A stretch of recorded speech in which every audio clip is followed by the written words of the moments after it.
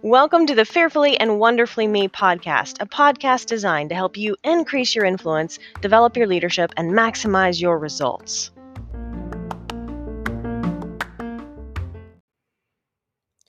Hello, everyone. Welcome to today's podcast episode. First off, today's podcast episode is a very special episode because this is the episode number 300. So 300 episodes today. And so that's pretty cool in and of itself. So a special thank you for everyone who is listening. That is a lot of listening to podcast episodes, Fearfully and Wonderfully Me. So super excited to be just celebrating that milestone today. So today's podcast episode is inspired by a fabulous quote I read just this morning. I saw this quote and it just really was one of those quotes that made me stop and think how much wisdom is contained in this one sentence. Tim Elmore says, "If you don't have time for what matters, you need to stop doing the things that don't matter." And there's just so much wisdom in that. I'm just going to say it one more time. If you don't have time for what matters, you need to stop doing things that don't matter. And wow, that was just such a powerful quote, because so much of the time I hear people say things like, I don't have time for exercise, or I don't have time for this, or I didn't have time for that. But it's just a really profound point to say that if you are spending all of your time to the point that you don't have time for the things that matter, then you need to stop doing things that don't matter, right? So that you have more time to do things that do matter.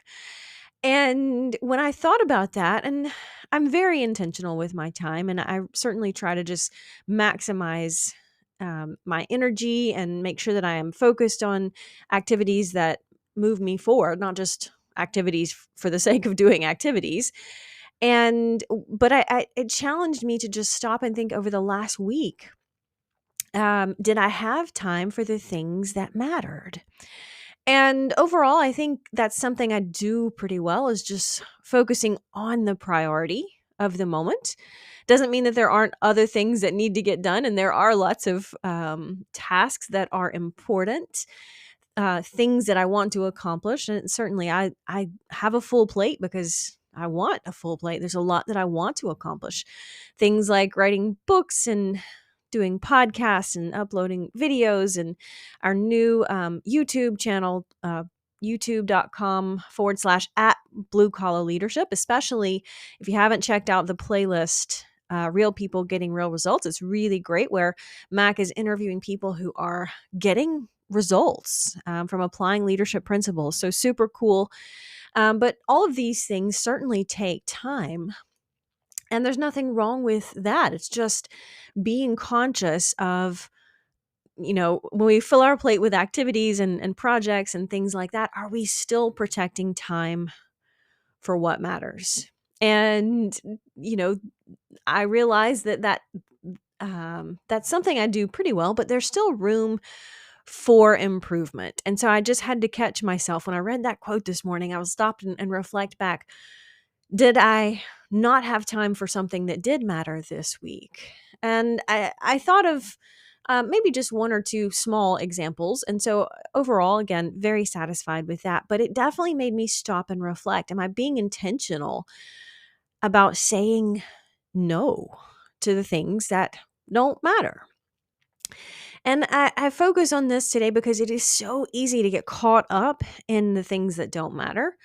And they might be good things, but they might be things that are not most important to you and your values and your priorities. And so for me, one way that I am intentional about making sure I'm focusing on the things that do matter is and I've touched on this before, but I start my morning every morning with some intentional thought about the top 3 priorities for the day. And it might not always be 3. Sometimes it's just 1, depending on how big of a task it is. Now, there are certainly other things that go on my list of here's what I want to accomplish today. But I am intentional about picking those 3 priorities. And what I also know is when I set out the morning, or when I set out in the morning for the rest of the day, I also have to be willing to be flexible when I need to be flexible.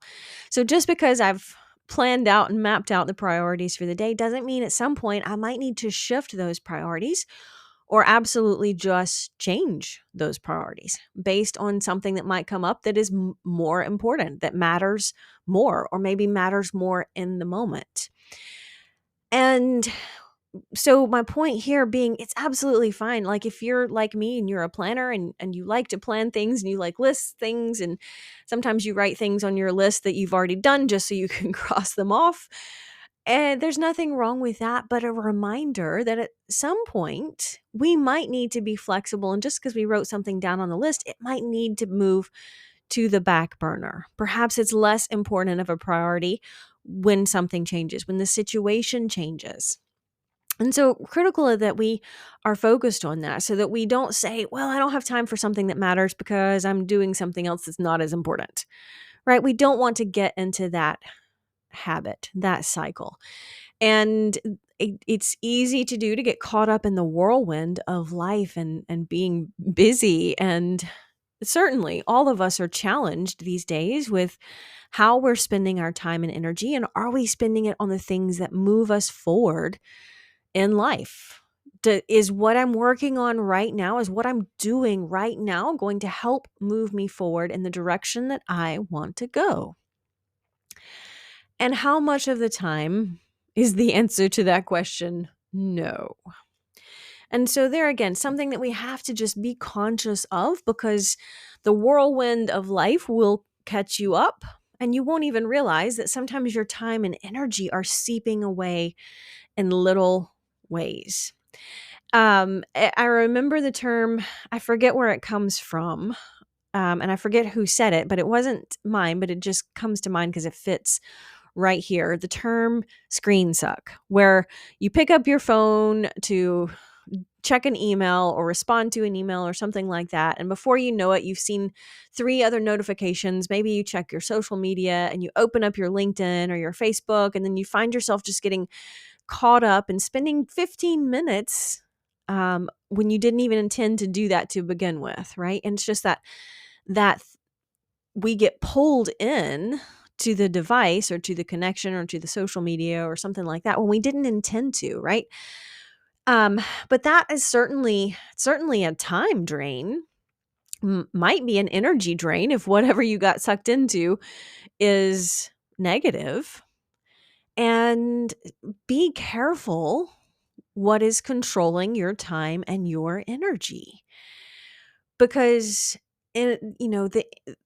what is influencing us is impacting us and it's affecting us. Now, it's not determining us, certainly, but you have to be really, really, really conscious and careful of what are the little energy drains, right? I think most of us are conscious of the big things, being careful about saying no to the big things that don't fit, but are we implementing this concept and this principle in small ways throughout their day?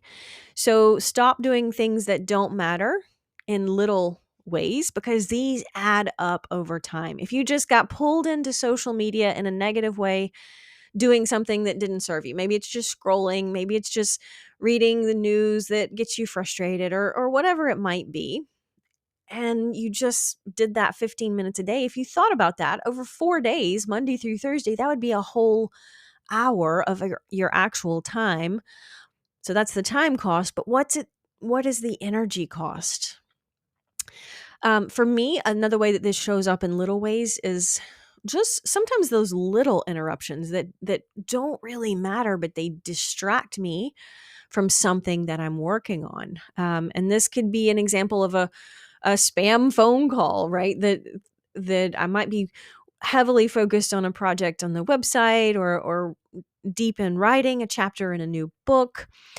And on that subject, while I'm talking about being distracted, Mac and I are working on the third book in the Toolbox Tips series. So this one is actually going to be based on my book, Straight Talk: The Power of Effective Communication. So there'll be 60 tips to increase your ability to connect and communicate with people. So again, our toolbox tips, if you're not familiar with them, are just those little short lessons. You can cover them in a minute or two that are really just designed to help, micro lessons that are designed to help provoke thought, raise awareness.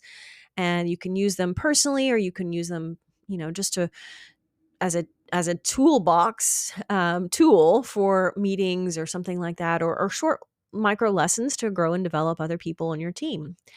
So anyway, totally a distraction there, but it's definitely one of those projects that has added something to my plate in a beautiful way. But let's say, for example, I'm, heavily focused on writing, and then the phone rings and I interrupt my writing and my flow of thought and pick up the phone to answer it, only to find that it's a spam auto dialer call or spam call. And so I can hang that up, and literally it didn't take more than 20 seconds, but it just totally distracted my energy and my train of thought. So a way that I combat that, sometimes I just need to put my phone on do not disturb. Like if I'm really working on something that I don't need to be distracted from, I can be intentional on the front end about protecting that energy, protecting that train of thought, protecting that time slot for really focused thinking. And there again, I think most of us are conscious about the big ways that we can be derailed from our productivity, from our accomplishments. But a lot of times we don't think about how the small ways add up. And it is so important to just take advantage of all of our time and energy. Honestly, we all have a lot that we want to accomplish, right? People are busy. You're busy. You have a lot going on. And so being intentional about the little ways that we don't think about how we're spending time on things that don't matter. And all of that adds up so that we don't always have time for what does matter. And sometimes you can be strategic about working more than one priority into your day. For example, I love walking meetings, and that's something that, of course, you can't always do that based on the weather. But rather than, hey, let's meet for a coffee, well, why don't we meet outside and go get some exercise while we're meeting, right? And so for me, that's a great way to get two priorities accomplished. I'm having a productive meeting, but also getting just some walking and some activity and some physical exercise in. And not everybody wants to have a walking meeting, but it is a great example of when I can look at my calendar and say, okay, how can I combine more than one priority? And that allows me to maximize my time and maximize my energy. And honestly, I think so much better when I'm physically moving. And so for me, that's a great way to really have productive meetings, brainstorming sessions. It just really helps me be more productive with thoughts and ideas and creativity. So the challenge, if you're having a walking meeting, of course, is capturing all of those great ideas and brainstorming. But just make sure that you are intentional about writing those things down as soon as you get done, so that you don't lose any of those good thoughts or ideas. So again, just a few suggestions on how you can maximize that time and energy. But closing thought as I wrap up this podcast episode is, once again, challenge you to just pull out your calendar for the day and look back at every day last week. And if you were to journal down, how did you spend your time? What did you spend your time on? Go back and challenge yourself to look at how much time you spent on things that did not matter. And think about what else you could have done with that time instead, working on something that does matter. Until next time. Start increasing your influence and maximizing your potential with Ria's audiobooks. Available at audible.com, amazon.com, and iBooks. Please visit riastory.com to learn about Ria's books, resources, speaking, and training programs. Thanks for listening.